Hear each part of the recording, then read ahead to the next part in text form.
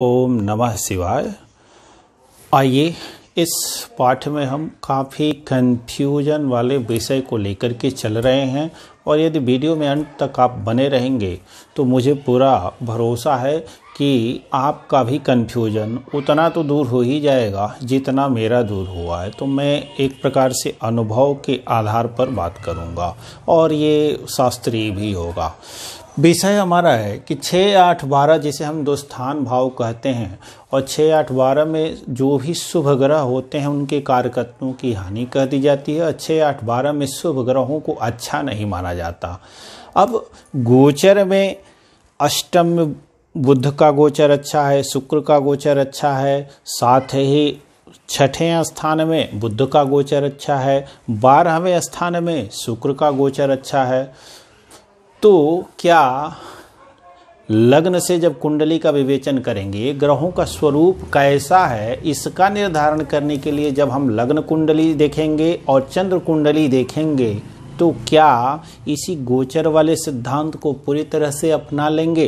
तो मेरा उत्तर है कि जी नहीं, ऐसा करेंगे तो हम भूल करेंगे, क्योंकि पराशर होरा शास्त्र का एक सूत्र है कि 12वें स्थान में विशेष करके सूर्य, शुक्र, चंद्र और राहु अनिष्ट करते हैं, विशेष नुकसान प्रदान करते हैं। तो अब 12वें में शुक्र को कैसे अच्छा कह दिया जाता है मुझे नहीं मालूम है कैसे कह दिया जाता है। हो सकता है लोग गोचर में शुक्र अच्छा है इसीलिए कह देते हैं कि हाँ चलो यही जन्म कुंडली से भी अच्छा होगा। तो ये नहीं है भाई, उदाहरण के रूप में हमने 12वें शुक्र को योगकारी नहीं पाया है। 22 वर्ष यदि 12वें शुक्र है तो क्योंकि दुस्थान भाव में शुभ ग्रह जाएंगे तो इनके कारकत्वों की हानि होनी है। अब इसमें ग्रहों के षडबल को ध्यान में देखना है और षडबल में दिशा बल बहुत बड़ा स्थान रखता है। 16% जो है षडबल का एक हिस्सा है दिशा बल और एक दूसरा है कि स्थानों के कारकत्व क्या है। तो देखिए 6, 8 और 12 में छठे को फिर भी मैंने अलग कर दिया है, क्योंकि छठवें से अस्त्र योग का निर्माण हो जाता है तो थोड़ी सी हानि के बाद भी छठे में यदि शुभ ग्रह गया है तो इसका उत्तम परिणाम प्राप्त हो जाएगा आजकल। तो विशेष करके हम 8 और 12 को लेकर के चलेंगे और शुभ ग्रहों में सर्वोत्तम शुभ ग्रह गुरु हैं, उसके बाद से गुरु के बाद से आते हैं हमारे शुक्र आते हैं और शुक्र के बाद से आते हैं बुध जिन्हें बराबर सौम्य की संज्ञा दी गई है और उसके बाद आते हैं शुभ चंद्र। यही शुभ ग्रह है। कौन? शुभ चंद्र को हम पक्ष बली चंद्र भी लिख सकते हैं, कोष्टक में पक्ष बली चंद्र, ये शुभ होते हैं।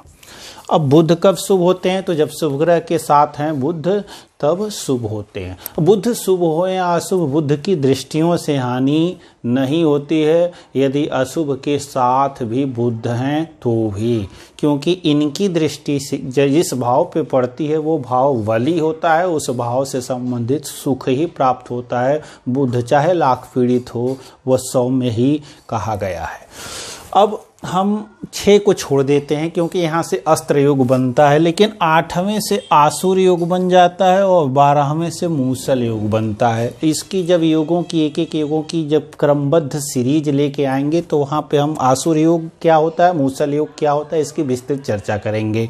यहाँ हमारा मुख्य विषय है कि 6, 8, 12 अर्थात इस अष्टम भाव और इस द्वादश भाव में लग्न से भी और चंद्रमा से भी दोनों से ये विशेष बुरा है। आज हम लग्न से ही विशेष फोकस करेंगे। क्यों बुरा है? अष्टम भाव को क्या कहते हैं? 8वें को छिद्र स्थान भी कहते हैं, ये हम सब जानते हैं। छिद्र स्थान है, इसी को आजकल गड्ढा भी बोला जाता है। और द्वादश क्या है?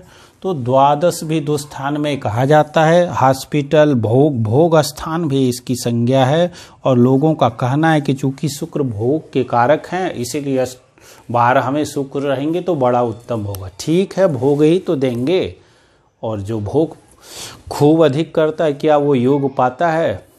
तो इसलिए व्यावहारिक ज्ञान को भी रखना है। ज्योतिष के साथ यदि आध्यात्मिक ज्ञान को नहीं मिलाएंगे तो ज्योतिष भी अच्छी नहीं हो पाएगी, भूल होगी। इसीलिए आज लोग कह देंगे कि शुक्र बहुत अच्छा है, तो क्यों नहीं अच्छा है? देखिए, यहाँ शुक्र रहेगा तो ठीक है, यहाँ शुक्र आता है, यहाँ शुक्र को दिग्बल प्राप्त होता। अष्टम स्थान में आएगा तो पहला सूत्र बनता है कि अष्टम स्थान शुभयुक्त हो, शुभ दृष्ट हो, और अष्टमेश सुस्थान में यदि अस्त न होकर के उच्च हो जाए तो ये आसुर योग बनता है। और ऐसा जातक स्वार्थी, कुकर्मी, दरिद्र, मतलब जो भी बुरे चीजें हैं सब वही होता है। एक आ गया 12वें से मूसल योग बनता है यदि द्वादशेश उच्च होकर के शुभ स्थानों में चला जाए, और दूसरा इसमें शुभ ग्रह युक्त हो जाए तो। अब क्यों?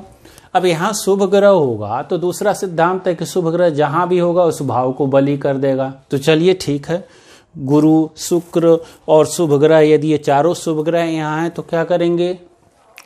आयु की तो वृद्धि कर देंगे। लेकिन अब दूसरा पकड़िए, गुरु को यहाँ दिग्बल प्राप्त होता है, सर्वाधिक शुभ ग्रह हैं, और गुरु यहाँ पे स्थित हैं, गुरु को यहाँ दिग्बल शून्य प्राप्त होता है, तो यहाँ इनको दिग्बल नहीं के बराबर मिला, और निर्बल ग्रह ज्यादा नुकसान करता है। तो गुरु के यहाँ आ जाने से क्या हुआ? छिद्र स्थान को खूब बढ़ा दिया, और यहीं से सेक्स भी देखा जाता है। गुरु की दृष्टि यहाँ से पंचम यहाँ पे पड़ेगी तो क्या करेगा? मूसल योग को भी सक्रिय करेगा। यहाँ से दृष्टि धन स्थान पे पड़ेगी, और ये 9वीं दृष्टि यहाँ पे पड़ेगी भूमि, भवन, वाहन और माता के स्थान पे।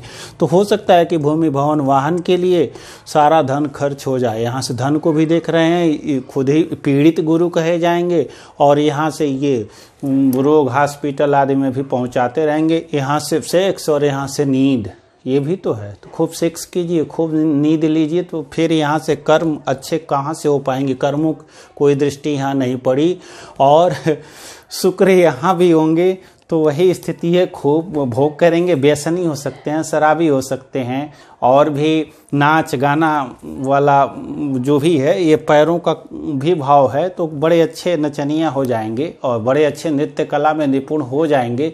तो उन्हीं सब चीज़ों में रहेंगे। और क्या जो बहुत अच्छा नृत्य करता हो, क्या वो पूजित है, वंदित है? आज भी वो अरबों का मालिक है, फिर भी वो पूजित और वंदित यहाँ से नहीं होगा। और इसीलिए हमारे शास्त्रकारों ने, भले वो धन कमा ले, पूजी बहुत अधिक करोड़ों का मालिक हो, लेकिन प्राचीन काल में और हमारे यहाँ देहात में भी उसे नचनिया ही कहा जाएगा। वो सिनेमा जगत का अरबों रुपए का मालिक रखने वाला व्यक्ति क्यों न हो, हमारे यहाँ उसे 2 कौड़ी नचनिया ही कहा जाएगा। और भी आप समझ गए होंगे, और भी क्या कहा जाता है अन्य लोगों को भी, कितनी उनकी इज्जत है। और यदि फटे हाल कोई फकीर है उसे कितनी इज्जत मिलती है, कोई सन्यासी है उसे कितनी इज्जत मिलती है, आप समझते हैं। तो हमारे जो ज्योतिष का सिद्धांत है, इन सब चीज़ों को भी गौर करके बनाया गया है। बहुत अधिक ये भाव होगा, बहुत अधिक सेक्स करेंगे तो क्या प्रमेह रोग नहीं होगा? शुक्र यहाँ होगा तो प्रमेह रोग होगा, तो क्या हेल्थ आपका डाउन नहीं हो जाएगा? फिर क्या होगा? पैनक्रियाज आपकी चौपट हो जाएगी, और उसके बाद से धीरे धीरे यहाँ से भोजन क्या विचार किया जाएगा? तो भोजन क्या करेंगे? कुछ भी नहीं कर पाएंगे, स्थिति बिगड़ जाएगी। इसलिए भी ये बहुत अच्छा नहीं। कर्क के उच्च के गुरु का फल भी हमने यहाँ यही देखा कि जातक 3 लाख रुपए कमा रहा है, उसकी बीवी रो रही है। क्यों? क्योंकि जातक खूब कमा रहा है और विदेश से धन कमाता है, सारा भूमि प्रॉपर्टी वगैरह अपनी माँ आदि को दे रहा है, और सब धन उनके भाइयों में बट जा रहा है, बीवी रो रही। लीजिए, अष्टम के गुरु का एक तरह से ये भी फल है। और बहुत ही अधिक, एक तो थोड़ा सा पहले से ही पीड़ित है, और थोड़ा सा भी यहाँ पे पीड़ा आ गई, पंचम स्थान पे नेगेटिव, गुरु यहीं आ गए, एक शुभ ग्रह तो यहीं आ गए, पहले से पीड़ित हो गए, दिग्बल भी नहीं है। और यहाँ से थोड़ी सी और पीड़ा आ गई किसी की पंचम पे, तो पुत्र नहीं होगा। तो अब यहाँ से यदि बाय द वे अच्छी राशि के गुरु हैं, खूब धन दे भी दिए, संतान नहीं रहा तो क्या कर लेंगे?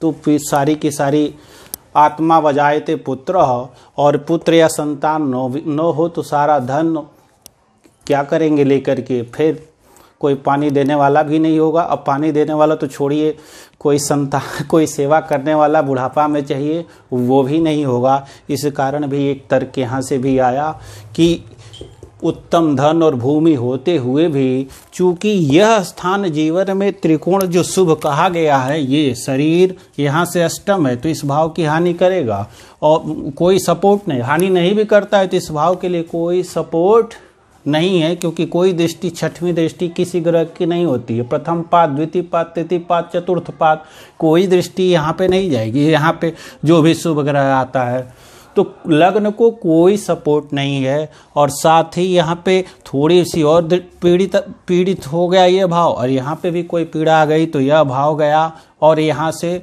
दूसरी दृष्टि भी कुछ नहीं होती, ये भाव चला गया तो क्या कर लेगा अब जातक का जीवन बगैर इसके, बगैर पुत्र संतान आदि के, बगैर बुद्धि और विवेक आदि के, बगैर धर्म के कुछ भी नहीं हो पाएगा।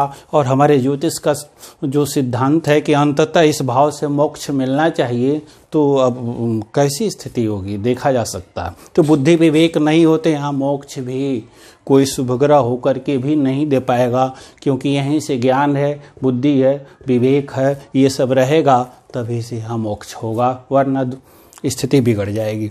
12वें स्थित चला जाता है गुरु, तो गुरु तो उतनी हानि नहीं करेगा, यहाँ दिग्बल के करीब होगा। फिर भी यहाँ से देखिए दृष्टि क्या होगी, यदि यहाँ गुरु होता है तो 7वीं दृष्टि यहाँ पड़ी, 9वीं दृष्टि यहाँ पड़ी, गुरु की कोई दृष्टि यहाँ भी नहीं पड़ी, गुरु की दृष्टि यहाँ भी नहीं पड़ी, 1 2 3 4 5 6 छठवीं दृष्टि आई, अर्थात पुनः गुरु यहाँ पे सपोर्ट नहीं कर पाए, गुरु यहाँ पे कोई सपोर्ट।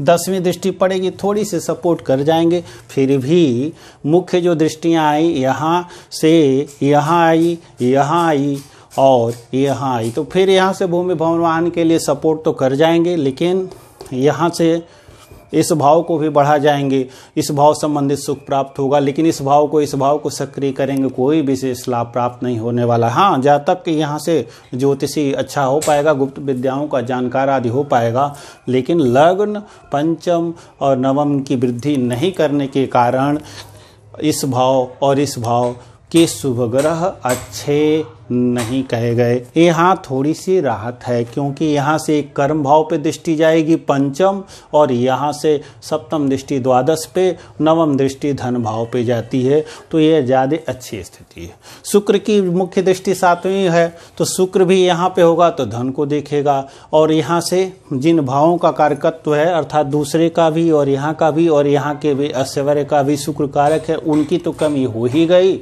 और साथ में जब विचार करेंगे रोगों का, रोग निर्णय करेंगे तो दीर्घ रोग यहाँ से हम विचार करेंगे, और जब रोग निर्णय की बात आएगी तो कहा जाएगा कि रोग इस भाव से में जो ग्रह है वो रोग दे सकता है, इस भाव में जो भी ग्रह है वो रोग दे सकता है, और यदि निर्बल हुआ तो निश्चित ही रोग देगा। तो गुरु तो यहाँ निर्बल हो ही रहे हैं, तो पैनक्रियाज आदि की प्रॉब्लम होगी, संतान आदि की दिक्कत होगी ही, और साथ में शुगर लेवल बढ़ जाएगा, मोटापा बढ़ सकता है, गैस एसिडिटी बढ़ सकती है। उसी प्रकार से शुक्र आ गए तो किडनी में प्रॉब्लम हो सकती है, जितने भी मूत्र संस्थान के रोग हैं वो सारे के सारे हो सकते हैं शुक्र के यहाँ होने से। शुक्र को यहाँ दिग्बल प्राप्त होता है, तो शुक्र को यहाँ भी विशेष दिग्बल नहीं मिलेगा, यहाँ भी विशेष दिग्बल नहीं मिलेगा, दुस्थान भाव में गया ही गया, तो इस कारण स्थिति नहीं है। चंद्रमा 6 8 12 में जाता है तो बालारिष्ट योग भी बन जाता है, दुर्योग कहते हैं, बड़ा ही खराब दुर्योग माना जाता है। उसी में कहीं केम द्रुम सट गया तो और मुश्किल स्थिति हो जाती है, इसलिए चंद्रमा का तो जाना और अच्छा नहीं। बुध की स्थिति है तो बुध का भी यहाँ आना बहुत अच्छा नहीं है। बुध चूँकि काल पुरुष में यहीं का स्वामी है तो यहाँ से छूट मिल जाती है, यहाँ जाकर के बुध भी अपनी कुछ न कुछ हानि तो निश्चित ही कर ही जाते हैं, इसलिए बुध का भी केंद्र में होना आवश्यक है। एक सूत्र आता है कि जिस जातक की कुंडली में गुरु, शुक्र और बुध केंद्र या त्रिकोण भाव में न हो तो उस जातक की कुंडली क्या देखना, अर्थात कोई विशेष शुभ नहीं होने वाला है। शुभ दिखता भी है तो भी वो विशेष अर्थ का नहीं होगा, वो महत्वहीन होगा, क्योंकि अंततः जातक को सुखी संतुष्ट जीवन रहते हुए अंत में निर्द्वंद इस दुनिया से जाना चाहिए।